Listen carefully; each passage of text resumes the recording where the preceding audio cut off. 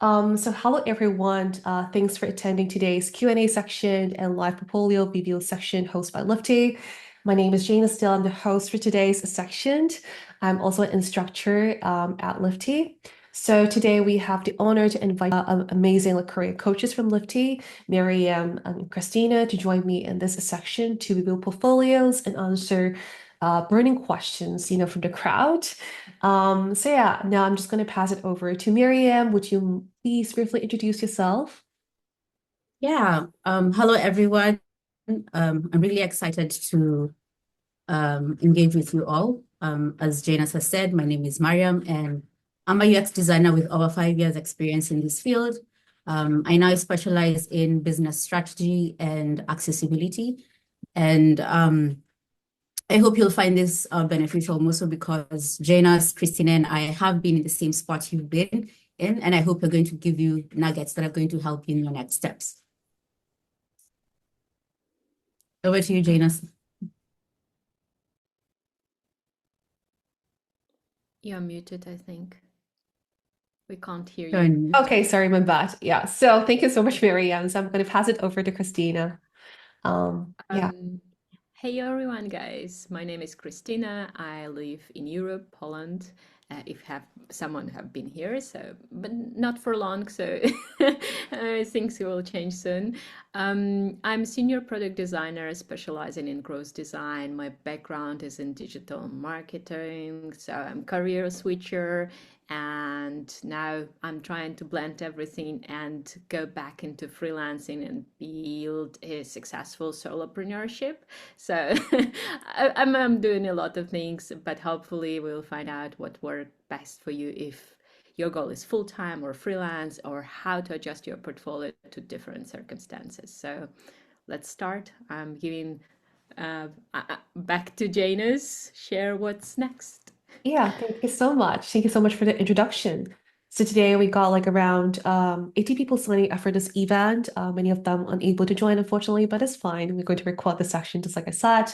So today, I guess we got a lot of folks here. They're eager to learn more about how to craft like better portfolios and land a job as a UX designer. So to send messages or ask questions during the event, you can use the chat function as in the bottom of the Zoom on the Zoom window. And don't forget to share your LinkedIn and portfolio links if you want to. Just like I said, it's a good opportunity for you to connect with other designers from all around the world. And we also have like a Discord community where you can connect with other folks and with other community members from Liftyz after the event. I'm just going to drop this link in chat as well.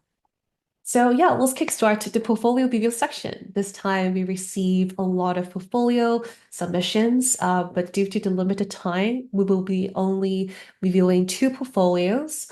So these portfolios were randomly selected. And just like I said, this section will be recorded, and then we're going to share this feedback and this video on our social media. And Christina and Miriam will take turns providing the feedback.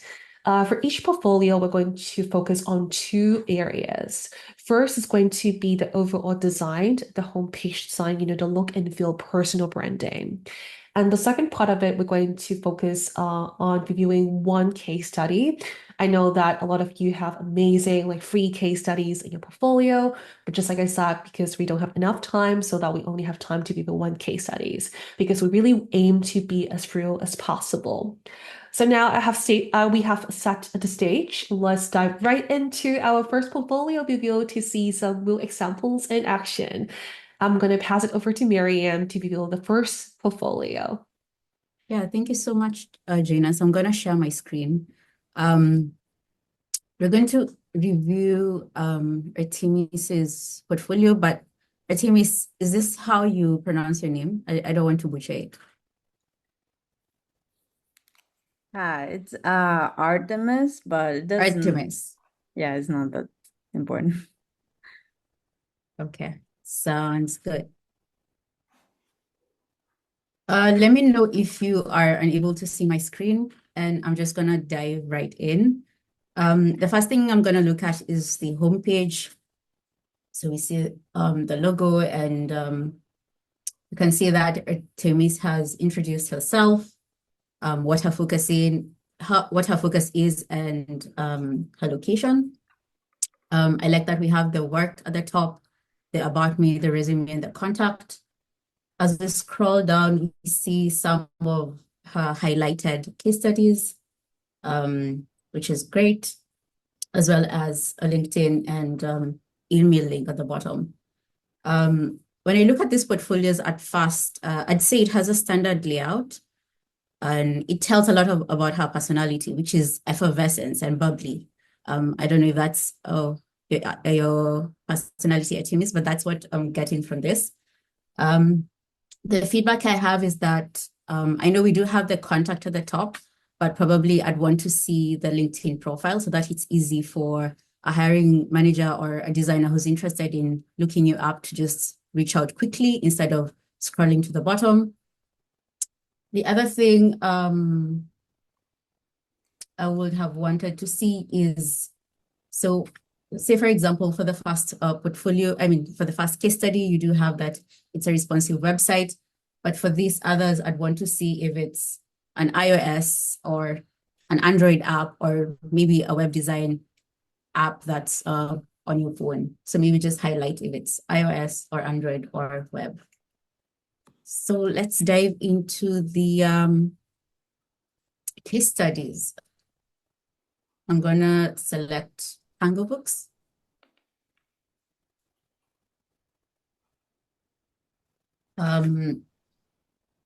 When I land on this page, okay, seems very standard, very neat. I can see what Pango Books is about. I can see some of the important things that I need to see here. The timeline, which is Q3. So I'm guessing it took roughly about 3 months. Your role, your tools, and your client. Maybe one thing that's missing is who you worked with. So did you work with another designer, a developer, or just the client? I think it will be important to highlight if it was a solo project or a collaborative project. I do like the scroll spy on this section because it makes it easy for me to jump into the sections that I'm interested in. And we're going to touch on all of this. So let's start with the background. I'm not sure if there's supposed to be something here, but it looks very different from my screen. I do like that you do have a brief background of what Pango Books is about and the project type, as well as the user problem. And then what follows that is the solution that you explored. I think an important thing you would have included here is the goals. Like, what was the goal of this project? Because it's sort of missing. I know someone might think it's related to the project type, but the project type just says what this was. So it was an explorative project. But then again, what was the goal? The user problem is okay, but I'd want it framed as a problem statement so that it's succinct and someone is just able to know what the problem is at the top without reading too much text. I like the solution, as I had mentioned, and the opportunity to jump to the prototype, which maybe someone just wants to see what the project is about. Let's see what that looks like. Okay.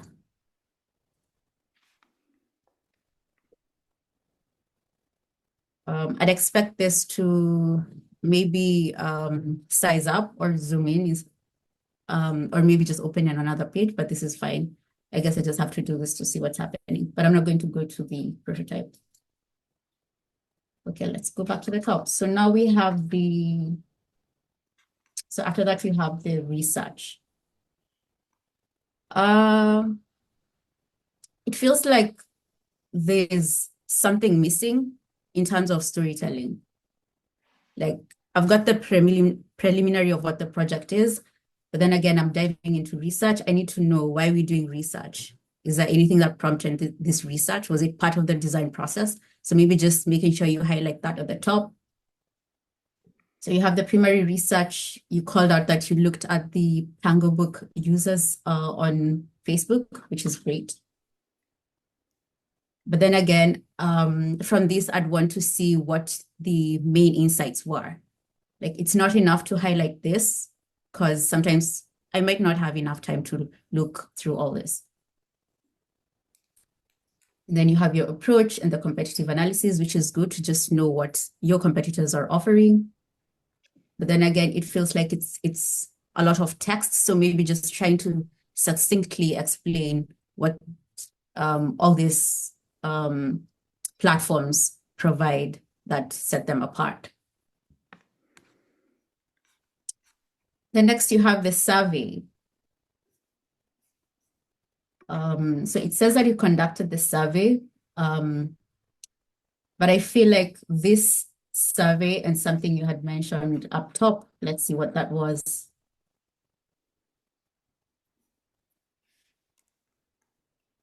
The survey, I think the survey would have made more sense if it came after your preliminary research, because it tells a story of how that research is flowing. So this is what you found out when you were looking at secondary resources, and this is what you found out when you were actually talking to the users. So we did the survey. I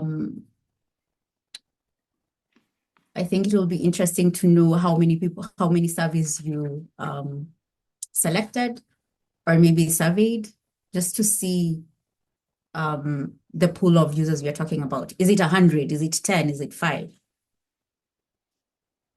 And then these are the goals that, okay, let's see. Okay. So I'm guessing these are the goals you found out.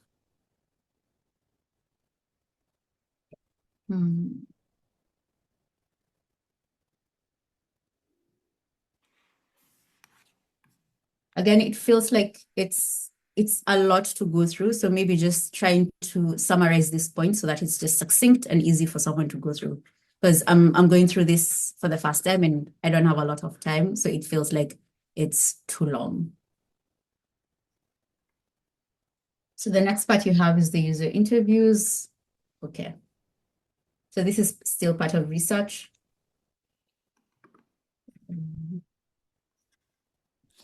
So you did conduct user interviews and you also did the surveys.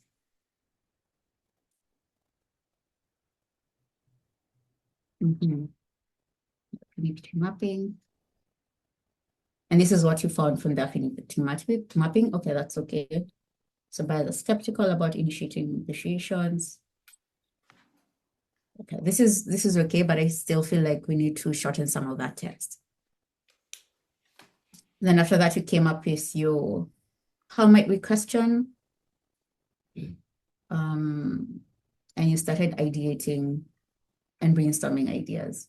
So this is good, but I'm just wondering if there's a way I could zoom this in, or maybe if there's a way you can highlight some of the points from the stickies, because I still can't see what has been written there. And then you have the feature roadmap, which is okay.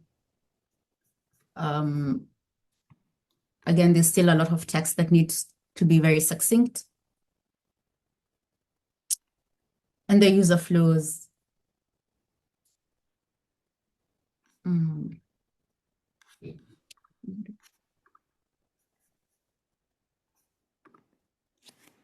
Okay. This is also a little, okay, let's see. So this has opened in a new page.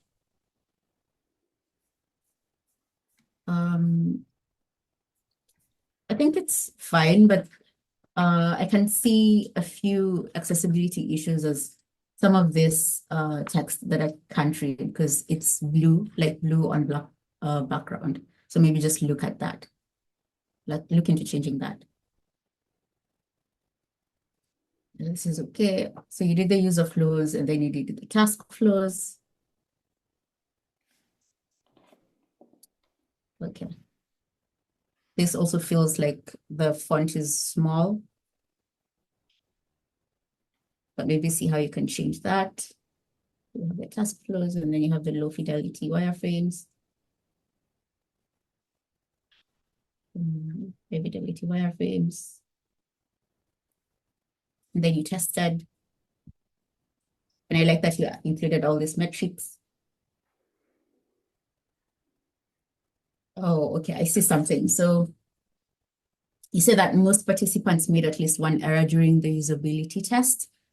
I wouldn't say participants or users make errors. It's just how, so they're using the product in the way the mental patterns or mental patterns are. So I wouldn't say it's an error. You would say maybe something like, at least one error. We're not able to complete their task. I think that's the politically correct way of saying it instead of saying it as an error. And then you have, I'm guessing these are the metrics, right? So most participants. So this is the rate of ease, which is okay. And then we have the prioritization. I'm guessing this is from the user feedback.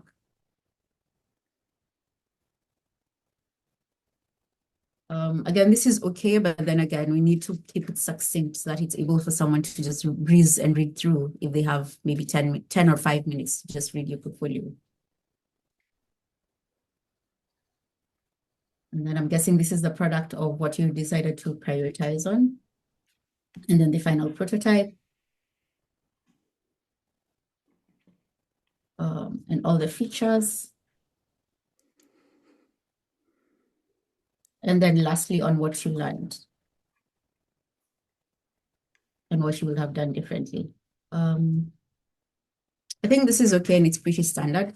Maybe what I would have also wanted to see is what surprised you about the whole process. Probably something like what you learned about a platform that sells books that maybe you didn't know before. Overall, the case study has been well written. It's quite detailed. However, I feel like it's too long. If you're presenting this to a panel, it's going to take so long to go through.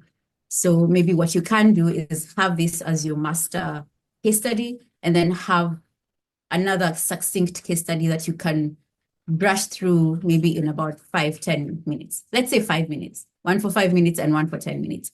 But this can be too long. It won't give the audience time to ask questions if they're really interested in certain parts of your case study. Yeah, I think I'm done, but did anyone have anything else to add, jump in, or yeah? I do If have. you don't mind, Sorry, go ahead. just a quick one. Sorry, guys. I just really wanted to say, like, oversharing online is a real problem. Imagine a recruiter who has like 30 seconds to understand if you're the right candidate for this job description, going through this 10, 12 pages of text trying to find information they're looking for. Even though you built a navigation, which is a huge step, you have to understand the difference between like what you present online is kind of like a sneak peek into your full case study, a sneak peek what you can offer. It's a short version of the stories that you're trying to sell and kind of like make people want to learn more about this case study in your process and schedule an interview with you. So it's your promotional website. It's not like, let me tell you my whole story of this whole project. So when we're trying to make every detail possible written on our website, it becomes impossible to read and impossible for majority of recruiters to scan. If someone will send me this case study, I would be really like, you know, when we have a paid session at Liftyz, I'm like, I'm forced to read the entire case study. And sometimes when case study is lengthy, I feel like it's painful almost. So imagine for recruiters. So it's amazing that you have so much to tell about your case study. It's amazing this project is so much information. Just for your online case study, choose the sexiest parts, something that like will grab attention and something that will make people want to contact you, schedule an interview with you, and learn more about this case study. Just like those most important parts, most valuable information that will sell you as a designer. Yeah, thank you so much for that, Yeah. Christina. Yeah, I love that as well. Yeah, I think that yeah, both of them actually make a very good point. What you can do is to write a too long don't read section on top of your portfolio. I always love to do that because it just provides a sneak peek of your work. And then some recruiters and hiring managers, they might only have time to read that too long don't read section. So that they can get an idea of what type of work that you worked on and the scope of the project in like a 1 minute. I also have like two very minor feedback actually. So I really like that you have success metrics gathered from usability test.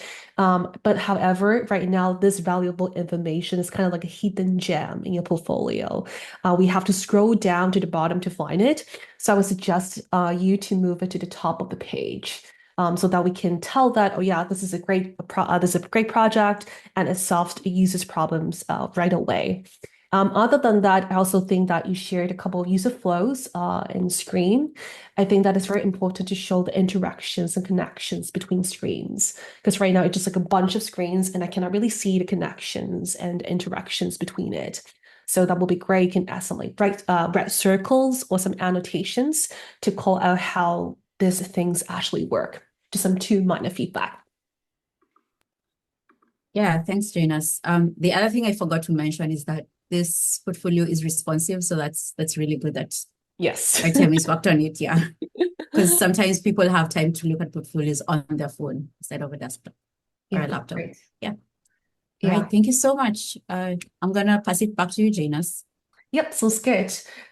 So we do have we're going to have another portfolio review. So just give me one moment. Sorry about that. I'm sharing the wrong screen. Okay, so now we're going to move on to the second portfolio review. And this time I'm just going to invite Christina to share the screen so that she can walk us through this this portfolio. Oh yeah, give me just a second. I was answering questions in the chat, but basically, first of all, wanted to check it's Shanice, right? We are reviewing your portfolio next. Yeah, that's me. Correct. So let me share my screen. That's a lot of, my God. I'm sorry, guys. I just wanted to say that I will review your portfolio connected to your question. So your background is in freelance experience and you're switching to full-time and you are struggling with having those quantitative metrics and outcomes that is normally presented in UX portfolios. So let's switch back. First of all, first impression, it's very clean, minimal, simple, easy to understand. And the subtle detail of your branding really pops up. I really loved it. And especially this small animation just like made me kind of smile, you know, so small micro interaction sometimes hits the spot. But the thing, wait, am I sharing my screen? Yeah, just double checking. The thing that kind of like is lacking for me is a bit of more strong offering. Sorry, Why? Christina. So there's someone who says they can't see your Yeah, I screen. can't I see the also can't screen. see. Yeah, I also can't see your screen for some reason. I can see her screen. That's weird. Okay. Yeah. There are two tabs on the top, like Miriam's screen and Christina's Yeah. screen. Oh, okay. Now, thank you. That's a new Okay. Zoom, guys. Now you have to switch Okay. tabs. Yes. I forgot to mention it. Sorry, guys, because I'm still myself getting used to Zoom. So now everyone can see me. All good. Yeah, all good. Yep, Thank you. yep. So the first line, product designer with love for storytelling and a focus for inclusive, accessible, and meaningful design, doesn't give me any promise. Like, what makes you different from the rest of designers? Because storytelling is not a feature connected really to product design. It's just how you present your designs. If you're capable of telling the story of your entire portfolio, storytelling is not a skill. It's something that like people consume from your portfolio. So if I'm reading through your case study and it tells me a good story of how you worked with this client, it's storytelling. So you can't feature it like a strength for supporting your product design career. And also like inclusive, accessible design is something that comes by default right now. So if your design is not inclusive and accessible, probably you should not work in product design. So basically it's not kind of like a standing out feature anymore. So if you can think of something that will help you to stand out. I noticed on your LinkedIn that your background is in illustration.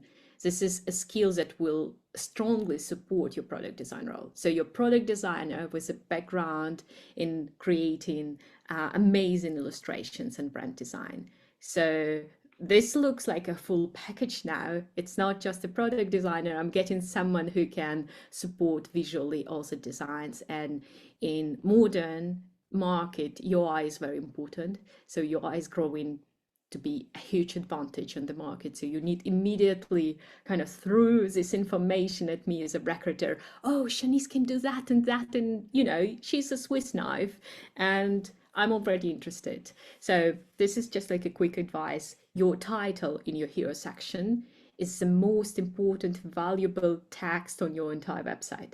It should immediately scream, that's me, that's why you should hire me, that's how good I am. And then everything else is just like something that people will consume as a secondary information, even if you have amazing case studies, but your title doesn't explain that you're matching the expectations. It will just like make your entire portfolio weaker. So, and then you just like have your case studies listed. They take a lot of space. Just a small note, I would add some form of labeling that can help me visually scan quickly what type of project it is. Is it a web design? Is it mobile design? Is it like research, illustration, branding? Just some tags, just something like a subtitle that can quickly understand me, because from this thumbnail, for example, it's hard to understand that it's a website because the illustration is so attractive that it kind of takes over. And I'm not even like kind of noticing the buttons that is cut out a bit. So probably the same way you did like putting it's more like in mock-up might be better version for me to quickly understand, oh, it's a website. But basically, yeah, here everything is like pretty clear, minimal, good. I would say only labels would be nice to have, something that explains to me, quickly understands like what this case study is about. And also I wanted to say like about page, people underestimate it. About is your place to tell the story. You know, you're saying that you love powerful storytelling, but there is no story about you. You're not telling me like, Shanice is amazing. Since she was 3, she was drawing pictures on the wall. She got beaten by her brothers for that. And, you know, like telling me your story that supports your professional life. So it's not like I have a dog and 3 kittens. It doesn't help me with understanding what kind of designer you are or team member you are, because I'm looking, especially when you come in from freelance background where you were a solo player, you don't need other people, you take decisions on your own. So your about page is your chance to tell that you're a team player, that you can join any teams, that you love collaboration, that you know, just telling a bit more personal information that supports your skills as a professional product designer. And yeah, basically any link to your CV or something or socials would be good, because majority of recruiters I know, they check social profiles of every candidate. So your social profiles is basically part of your portfolio now. So linking them here would just make this job easier, because they just want to check if you're not crazy, if you're not drinking all weekends and posting parties, you know. So adding a bit of social proof helps with this. And then going back to your portfolio, and let's dive into case study.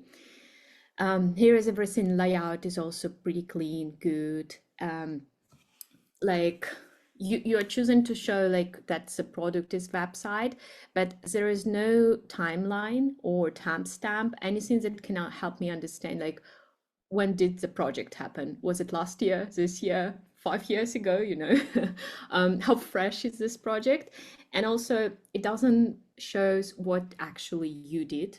Like the product is website, but did you design website? Did you do the branding? So if you can just like list out the list of services you provided, like I did the branding, I did site design, I don't know, I helped with typography, colors, just like providing a bit more details of like what was the project about. And then we are diving into the project, and you have linked to the website, which is pretty good. So yeah, and we have mockups here. So I would say having 2 images in a row in the beginning of case study is a bit tricky, because for the first time when I was scrolling, I thought that's the end. Because sometimes case studies just like have a line of text and a few images. And if I didn't scroll any further, I would not discover that there was a challenge and business goal described and so on. Addressing the issue with research and data. You can't fake it. You didn't have it. You can't pretend there was something else instead. So instead of hiding it, you can feature it and be proud of it, despite those constraints, lacking data, lacking valuable insights from customers. I was capable of designing this project and satisfy client, and like receive some initial feedback from first web users showing it works, you know. So whenever you lack in data, other team members, people on the project, the timeline is strict. Instead of hiding, make it part of your story. Feature it as your constraint, because it's what makes you unique. Because despite those constraints, you were capable to deliver, design, and make your client happy, which is amazing. And also featuring this constraint shows to recruiter or anyone reading your portfolio that, oh, she actually is aware that she should have been doing research. So she knows the process, she knows how the thing's done. She just didn't have a chance. And it's totally normal. That's the reality of freelance projects. You can't have everything. Or even on many company projects, full-time projects, you won't have research every time. Sometimes on quick features, on quick fixes, on quick experiments, you just move blindly, and you can't pretend every time that you did entire research and had 10 interviews. It happens only for larger features. So basically feature it, explain why it happened, and that you're aware of, I need it. So, and then we have like, I love the titles you're using. They are unique. So, but basically whenever someone's scanning your portfolio, and especially case study, they're going by titles first. So the challenge and business goals and problem is very clear titles of what's happening. They are less unique, but they are very clear to understand the project. And then amplifying the voices, even though it sounds more storytellish, it's like in understanding what you're trying to explain here. So if you want to be more descriptive, just add a few more details like amplifying voices, and in brackets like, I don't know, interviews, defining our target audience, research, initial stage, or something like that. Something that will explain a bit of like connection, which area of design process it happened. You don't have to have full design process, because if you have the standard design process, I immediately assume you are a junior designer. It's a life hack that every senior designer knows. If you see a perfect design process with every step, that must be junior on fake project. I mean, not real project, because it almost never happens in the live case now, where you do every step of design process for every case study you have on your portfolio. So don't be afraid of skip some steps. Just make sure you're explaining why they're skipped, and also which steps are there, what's happening. And you can still blend it with more nicer headings like amplifying voices. It sounds more powerful than, you know, just we got some feedback from community. And then explore, connect, and learn. The same here, just adding a bit more information of what you've been doing here would help a lot. And then identity. Here is your chance also, whenever you introduce an identity or brand design, a bit explain of design system. So if you come up with some design system for this project, it's important, especially for full-time jobs, you join in the teams, there will be design system. I mean, in 99% of chances there will be design system, and you need to show that you're aware of what's design system in Figma, that you can work with it, that you're not afraid, especially with freelance background, because that's like fear of many full-time employees when freelancer joins their teams, that they don't know about design system and they can't collaborate. So those two fears are the biggest. And then uniting communities, again, a bit of what's happening here. And then it's ended unexpectedly to me. I was really, really hoping to get some summary.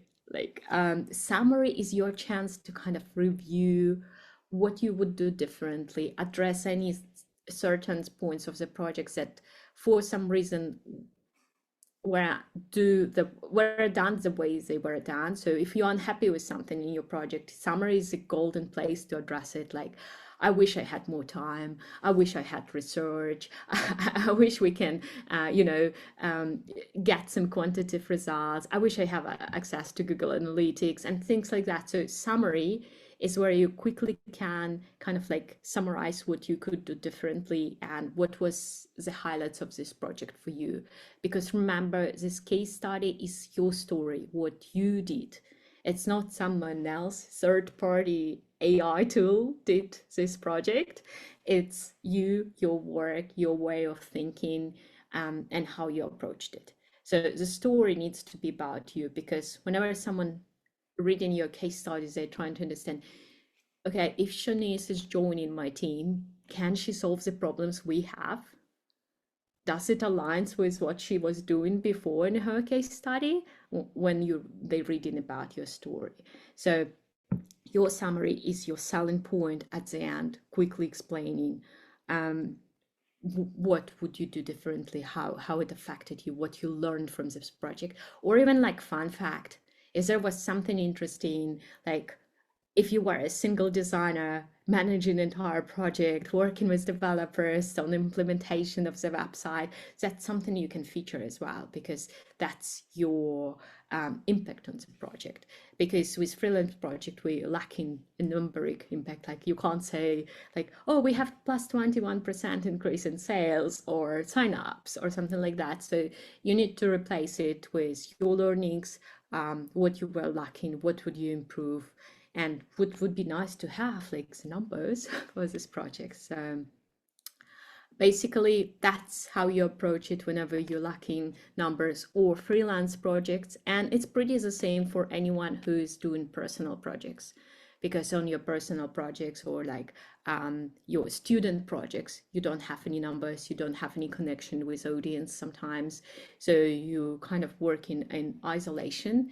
So in this isolation, you're still capable of presenting your learnings, your summary, and what would you do differently if you had access to audience numbers and everything else. So I guess that's it for my review. Yeah, this is great. To add on that, if we don't have like success metrics in the project, what we can do is to write a plan to gather those metrics.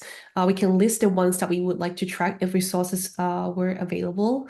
And it is always a great idea to do that, because it shows that you're aware that we need metrics for design projects. And other than that, you can also call the business goals for this particular project, saying that for example, the goal of this project is to get awareness on something, like, or to promote some sort of like campaigns for a certain company. And then you can also share like user feedback and also client feedback as well. These are valuable evidence to show that your product and your design has solved users or business pain points. But I just also want to say that this portfolio is very well designed. I like the UI. It seems that you're very strong in UI design. Yeah, Janus, just to add on to that, I really like that it's very clean. As Christina was going through the portfolio, I felt like I was watching something and then it abruptly ended because there was no learnings or, such things. But one thing I'd like to call out, Shanice, is that I was reading the problem for this project, and sounds to me it's more of the goals. If you look at the problem, just scroll to the problem. Okay, probably we can see it, but let me just call out one. So it says ensuring the website is accessible to users with disabilities. I feel like that's more of a goal than a problem. So maybe how to reframe it as a problem is that users with accessibilities are having trouble going through the website. So how can we make it more accessible or inclusive? So just making sure you're restructuring the other points in a way that it says it's a problem and not a goal.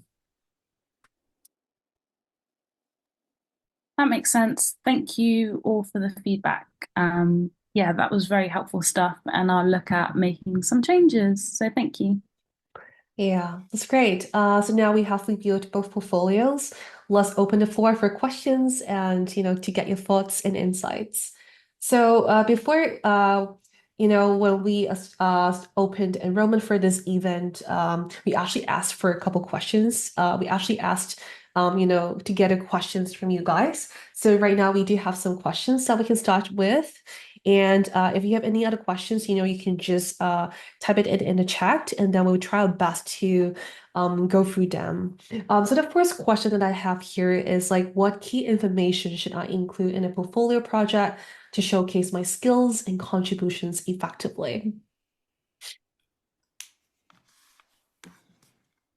Any takers? I would be happy to help. I would say think of the most impactful areas of your work. So the thing that stands out the most is your impact. If you can evaluate your designs, understand what worked for your audience and present it, it's the most valuable information.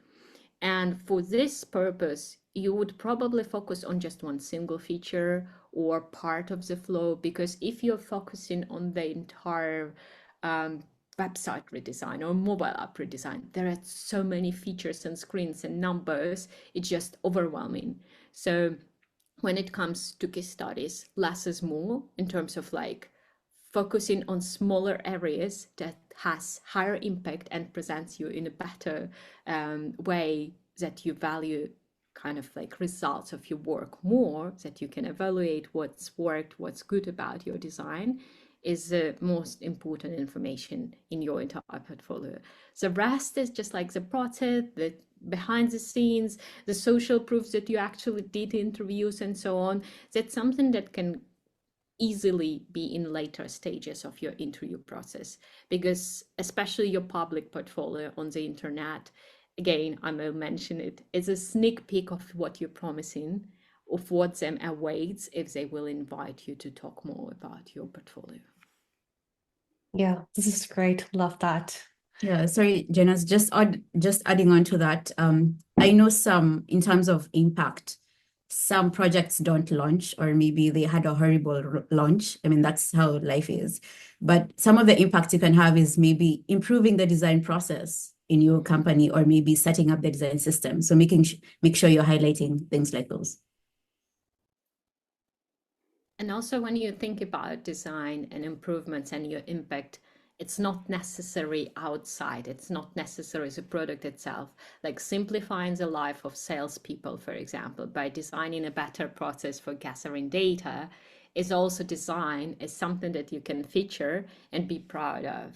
So anything that impacts the team processes inside the product is also area of to be presented as highly valuable impact.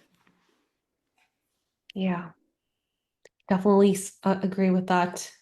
Okay, so now let's move on with the second questions. How can I create a strong portfolio if I haven't worked in a company before? Yeah, I can take this on. So a strong portfolio, I'm guessing this means the portfolio and the case studies. One thing you need to think about is, so I'm going to speak from a perspective where this person is not a freelancer probably, and they're just starting out. So you need to think about the transferable skills that you have and how you're going to bring that into the portfolio. Say, for example, my background is in STEM. So am I bringing in collaborative skills? Am I bringing in strong research skills? You know, just think about what you can bring in and bring those into probably the about section or the landing page for people to be able to know you.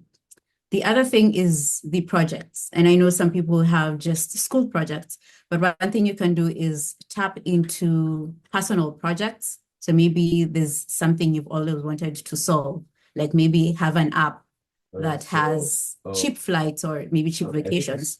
So maybe just see how you can bring that in. That also ties into passion projects. There's also open source collaborations where you can work with different designers or developers across the world. That can also add into your experience because it shows how collaborative you are. And the other thing is working for people like non-profit organizations that sometimes need a revamp in their digital presence. So maybe just trying to reach out to them and see how you can leverage your skills to help them improve the digital presence.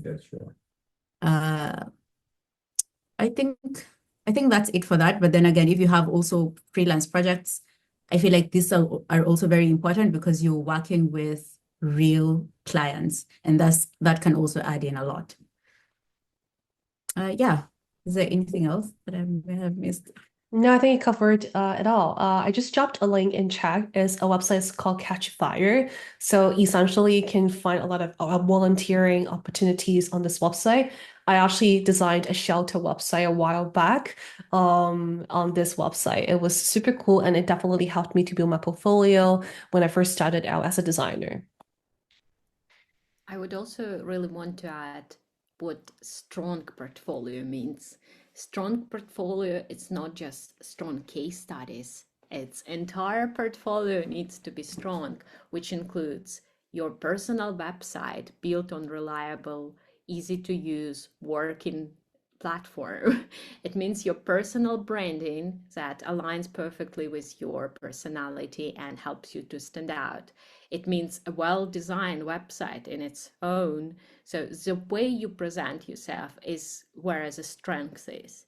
Because before people will dive into your case studies to understand how strong is your project on skills or real experience, they will consume those first impressions of your brand on your portfolio or your website in general. So this is a starting package that needs to be really polished, both UI and UX wise, to have this strong foundation for your case studies. So please, please, please don't underestimate the value of good UI for your personal websites. Use nicer thumbnails for your project, because that's also what is getting judged. People judge your design skills by the way you designed your own portfolio. It's part of the package, you can't ignore it. So a really good looking website is a starting point to have a strength in your portfolio. And then on top of it goes your storytelling and presentation skills. Sometimes it's all about how you present your project, how you present your strengths, how you present your skills. It's way less about skills and actual works and about presentation. If I have to find an example, I will think about candies. Whenever you don't know how they taste, how do you choose a candy to pick up from a bunch of candies? By package. So your portfolio is your package. Before people will go and try the taste, they will choose by package which candies they want to try. Yeah, just to add on to that briefly, sorry, Janice, I just remembered that it's also important to customize your portfolio according to the type of job that you want. So if you want to work in finance or the health industry, tailor it to that, and then yeah, this is going to set you apart from everyone else who's applying for the same job. Yeah, definitely agree on that. Okay, so now let's move on to the next question. Okay, so what do hiring managers and recruiters look for in a portfolio, especially in a deep dive presentation? Are there specific stages of design process or aspects they care most about? I guess like for this submission, this person, I think they kind of mix up the concepts of like portfolio and portfolio presentation. We need to have like a portfolio website, and then we also need a presentation deck for like a portfolio presentation section. So they are like different things. I think that Christina just talked about it a few minutes ago, actually. It's just like a marketing, it's like a material, like a poster when it comes to online portfolio. And then for a deep dive presentation, is a very detailed walkthrough of your project. I think actually Artemis' example is a great example of how to have a full deep dive presentation on your project, because you can cut down at any time, but as a backup you need to have like the full story somewhere stored, that you can like pop in whenever someone asks questions during the presentation. So basically I would say from today's portfolio, your website portfolio needs to be closer to Shanice's example, and your deep dive presentation needs to be closer to Artemis' example. So if we need to bring today's examples, this would be the case. Yeah, just to add on to that, Christina, so the question also asks about specific stages of the design process. I'd look at the I'd look at the job description and see what they want to see from me and then replicate that. Yeah, that will be really helpful. Yes, definitely agree on that. What I love to do is that in the first screening interviews or the first hiring manager interview, I always love to get an idea of what persona, or what type of designers they're looking for. If they're looking for like a design system designer, I would definitely tweak my design projects geared to that position. So I would prepare a lot of design system stuff in my presentation. I make sure that I will include all the components and the Figma screenshots, of how I set up the files, just kind of very important details in my portfolio presentation. So that's a small trick that you can do as well.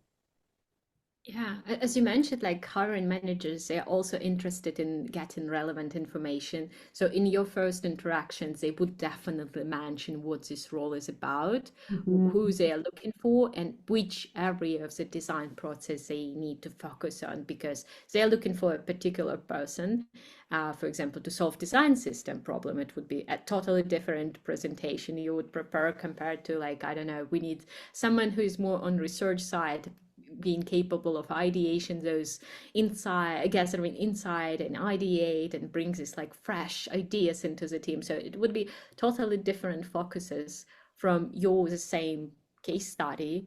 It's just framing is different. You're focusing on different areas depending what this particular hiring manager is looking for. Yeah, that's a good call. All right, now let's move on to the question number 4. So what's the best way to present a case study during a portfolio? I think that we just covered that actually. Should I just focus more on the process or the end deliveries?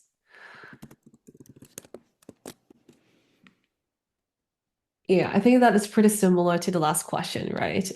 It really depends on the job. It really depends on what the hiring managers love to see. So it also depends on the industry that you're interviewing with. So let's say you have an interview with like a gaming company or like entertainment company. So UI is definitely something that we value a lot because we need a flashy UI to attract people's attentions, right? Versus if you work in a B2B setting, we would love to see like complex design flows, and we want to understand your ability in tackling very complicated problem space and so on. So yeah, it really depends. But also I will add a quick note. From the storytelling perspective, starting with impact or results is a good start. For example, like it's a hook. Think of it more like a hook, because you want to raise interest of a person of other end of the screen or other end of the room, why they should listen to the rest of your case study. Why is it just like not chatting with colleagues or checking emails while you're telling something on camera. So you need a powerful hook, and sometimes starting with the most interesting part of your case study is a good hook, because you can tell like, oh, by the way, we increased onboarding sign-ups by 30%. So let's dive in how we did it. So you see, like, I'm already getting your attention because, oh, wait, this sign-ups by 30%. I want to know how. And that's why this hook is very important. It's quite similar to like any public speaking, TED Talks, YouTubers. You can notice they always start with a powerful hook to drive your attention. And give you a promise what you will deliver in this entire presentation, why I should listen to you for 15 minutes. Right. Yeah, that's great. I think that we have time to take one last question. Is actually from the crowd today. So how to pick up a topic for a case study for a personal project?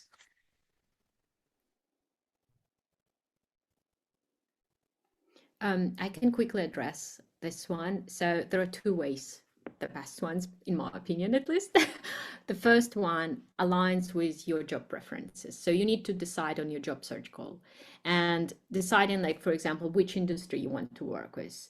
And this industry ideally is connected to something you enjoy, because you don't want to work another couple of years on an industry you hate. Like, I don't like blockchain, I'm not going back to blockchain. So you see, the point is you deciding which industry you particularly would prefer to work for. It doesn't mean you will end up 100% here. It's just like your ideal job search goal around this industry. And then you just pick up any project from this industry and include it in your personal projects, because it helps you align better and grow your chances to land a job in this industry. And the other alternative is align with your hobbies and personal preferences. Whatever interests you, whatever drives you.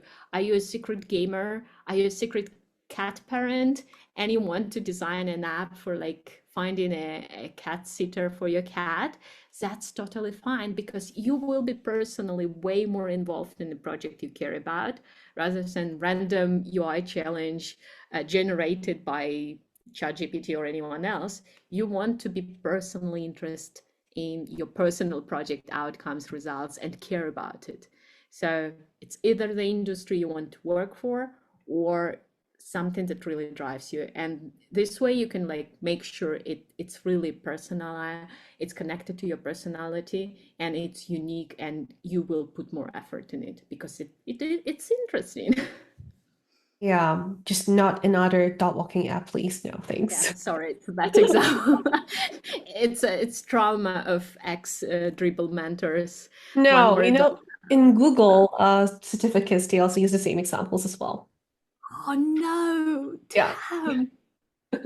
But anyway, yeah, just not another dog walking app, not another Spotify or Shopify redesigned projects. Please don't. I have seen so many Spotify redesigned projects in the past few months. So yeah, oh my gosh, I don't know why. Yeah, here's a good one to add. So if we are thinking about large projects, large products on the market that are well known for their great design, there is no sense to redesign them. You can't find a problem here because they already solved everything. They established products, everyone is happy to use them.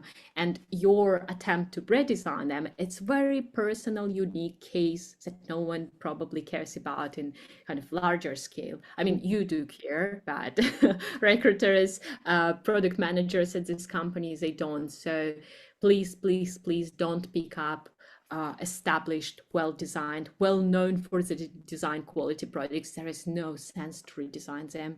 They already did so many experiments, so much research before you touch their redesign, that there is no sense to redesign them anymore. Yeah, unless it's like a very solid usability problem or like a business opportunity that you identified. Otherwise, I would avoid that, honestly. Okay, so I think that's the end of our section. Thank you so much for all your thoughtful questions. We keep getting questions right now. We'll try our best to get back to you right now in chat. But in the meantime, I just want to share some updates on Lifty. So right now we are actually hosting this product design career accelerator program. So if you're interested to learn more about it, you can check out our website. So essentially, it's just like a 6-week career coaching program for product designers, and then you will get all the resources, and to receive personalized portfolio and resume reviews, and undergo mock interview training. you will be matched with one of the career coaches on our program. And for this particular program right now, we only got a few spots left. And also in the next couple of weeks, we're going to host more workshops. So I think that we're going to have one freelance design worked, and then we're gonna have another one is about like hiring manager and screening interviews workshop as well. So the details of these events can be found on our website and on our social media channels. So yeah, and don't forget to stay in touch with us on Instagram and on the website, and also please join our Discord channel so you can talk to one of our career coaches, and you can also connect with other designers from all around the world. I just can't wait to see you all in the upcoming events. Thank you so much for your attendance today, and yeah, and have a wonderful day. I hope to see you in the next event. Have a Bye. nice day, everyone. Bye.